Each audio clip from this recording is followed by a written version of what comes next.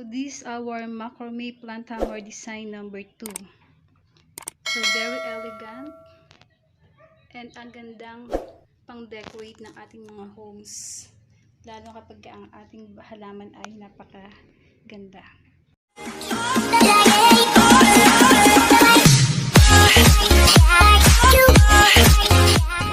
Okay, so para sa ating macrame plant hanger design number 2, kailangan natin ng mga sumusunod na materials.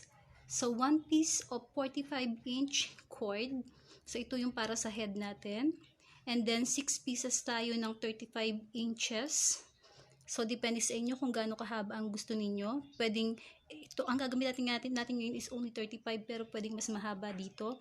And para sa mga lock natin, sa upper part, 1 piece tayo ng 20 inch, and then sa lower part another 1 inch ng 20 inch din para dun sa ating pinakalock sa baba. So simulan natin ang paggawa. So yung dapat yung cord natin ay nakasabit para hindi tayo mahirapan gumawa.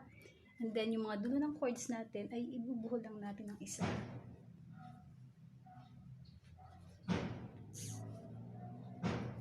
Ayan. So yung dulo nila lahat ibubuhol natin isa-isa para hindi siya mag-ravel or hindi siya matastas. So, ayan. Okay, so eto, tapos natin ibuhol ang lahat ng dulo ng ating cord. So hila-hilahin lang natin, slide lang natin ng konti para magkapantay-pantay sila sa dulo. Yan, and then start na tayo magsimula sa pinaka-sabitan or pinaka-head ng ating macrame. So gamit ang ating 45 inches na cord, start tayo ngayon gumawa ng pinaka-handle niya o yung pinaka-sabitan. So pagpantay natin yung dalawang dulo ng ating 45 inch na cord, then doon tayo mag-start sa 2 inches. So buhol lang natin. Ayan, so pantay ang dulo. Then after this now, tanggalin natin to, ihang natin sa, gumawa tayo ng buhol para maisabit natin yung ating cord. So start working tayo ngayon sa pinaka head or pinaka sabitan ng ating plant hanger. So ang first procedure natin is right over, left under. Then hilahin lang natin. And then on the other side, left over, right under naman tayo. So ang procedure natin is ulit-ulit lang hanggang sa matapos tayo dun sa dulo. So right over, left under.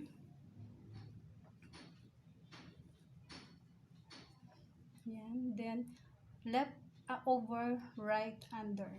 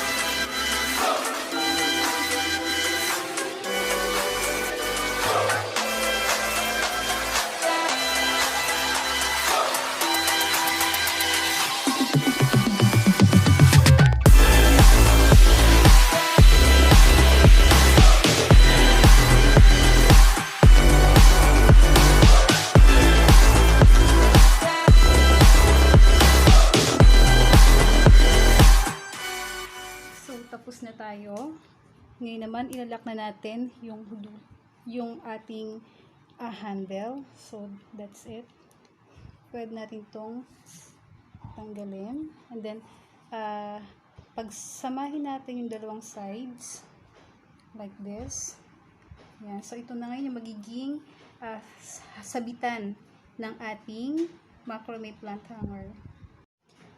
So, ito na tayo ngayon. So, para sa ating lap, gagamit tayo ng 20-inch na cord. So, ipofold natin ito ng kapiraso. At least mga 2 inches. And then, wrap around natin sa pinaka-head natin.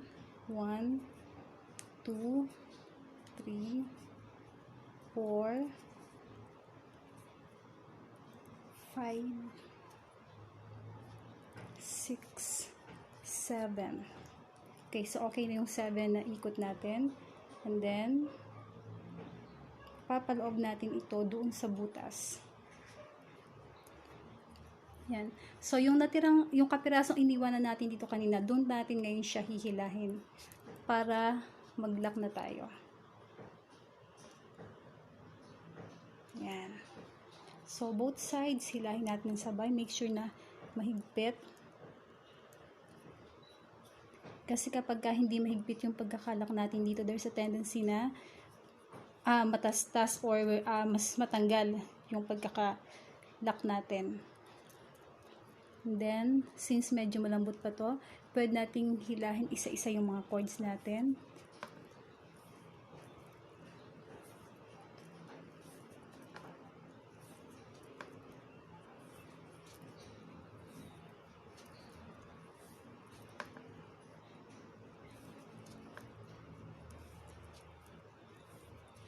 Yan. So, okay. Cut na lang natin itong excess na mga cords natin.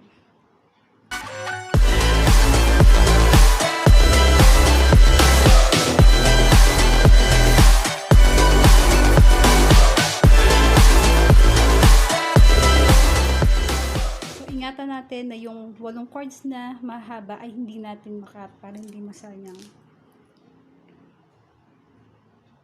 Okay, so start na tayo sa pag-design ng basket na paglalagyan ng pots. So, i-divide natin ang cord natin into 3. So, bawat group ay tig-4 sila na cord. So, binuhol natin para at least hindi makaabala yung excess cords natin. So, tabi muna natin sila. Then, start muna tayo mag-work dun sa isang part. So, gagawa tayo dito ng mga nuts. Start tayo with 6 inches. And then, ang ating pagbubuhol is right over, left under. So, gagawa tayo ng 7 nuts for the first part. And then, after that, 7 nuts pa rin sa second part naman.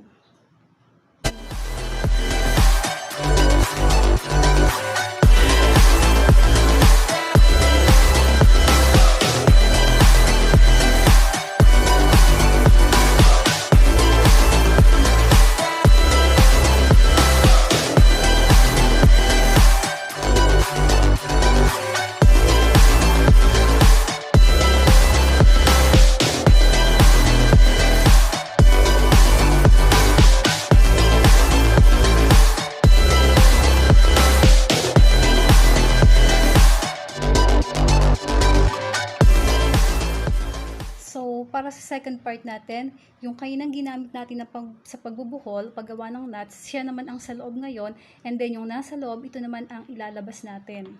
Okay, so start tayo with 10 inches. So same procedure pa rin, right over, left under.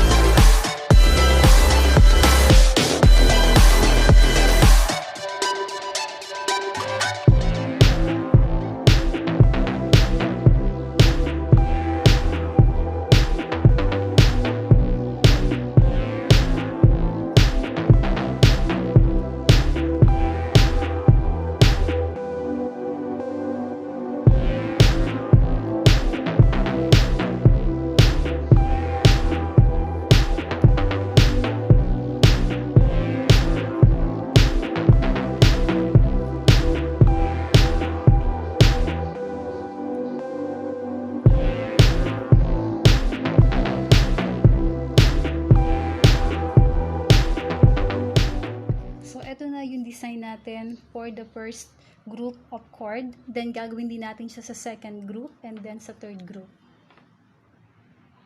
Okay, so, tapos na tayo sa design natin sa upper part. So, ito na siya ngayon. So, we will be working on now sa lower part naman ng ating macrame plant hanger. Okay, so para sa lower part natin, so kunin natin ngayon yung dalawang group ng cords natin. And then,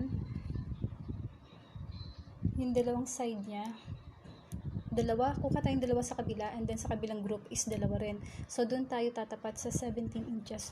So, right over,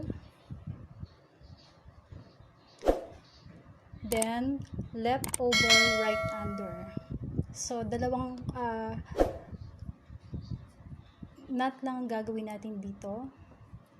So, paikot tayo, puro ganun lang. Hanggang may close natin yung ating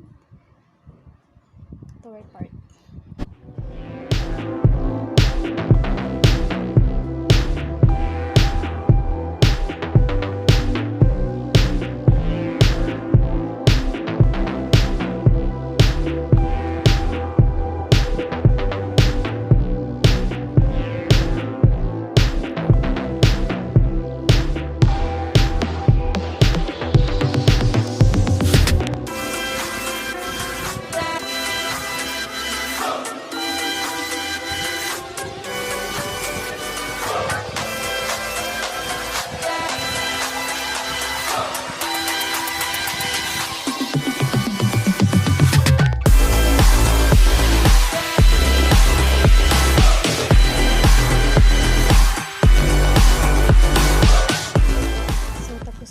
Gawin yung first part ng ating nasa lower part, and then for the second part doon naman tayo sa 20 inches tatapat.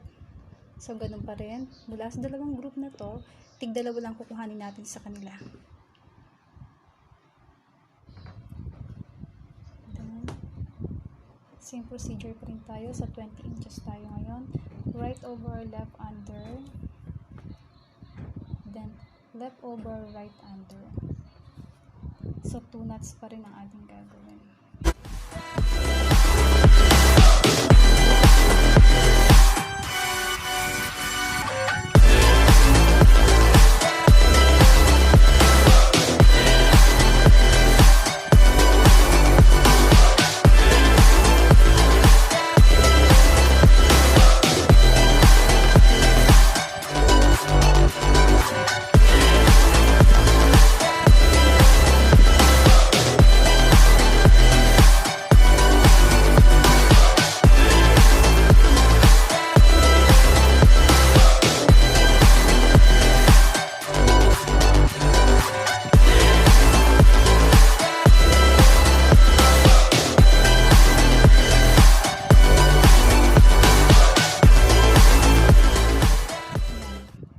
So, maglalak na tayo ngayon dito sa 23 inches.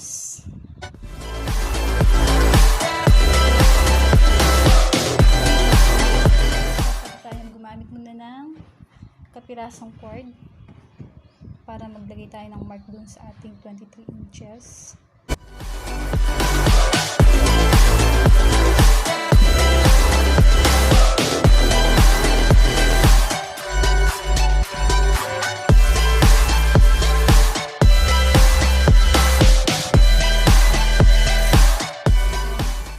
Yung isa pa nating 20 inch na cord, ilalak na natin itong part na to. Ganun pa rin, fold lang natin ng kapiraso, mga around 2 inches, and then paste here and then wrap around again. Kung ilan yung bilang natin dun sa head natin, yun din ang bilang natin dito. So kanina 8, ganun din tayo ngayon. So 1, 2,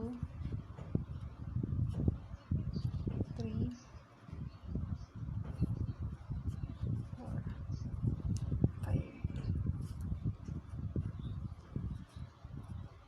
so, papasok ulit natin siya dun sa butas para mailak na natin.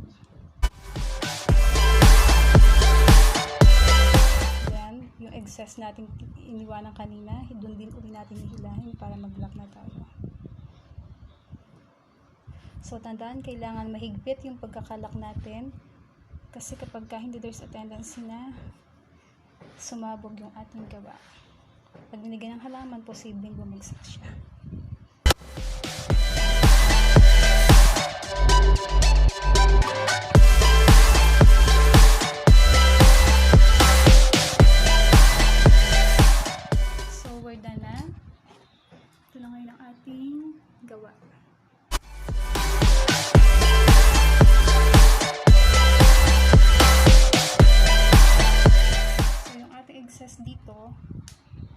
ng ginawa natin kanina, ika-cut out lang din natin.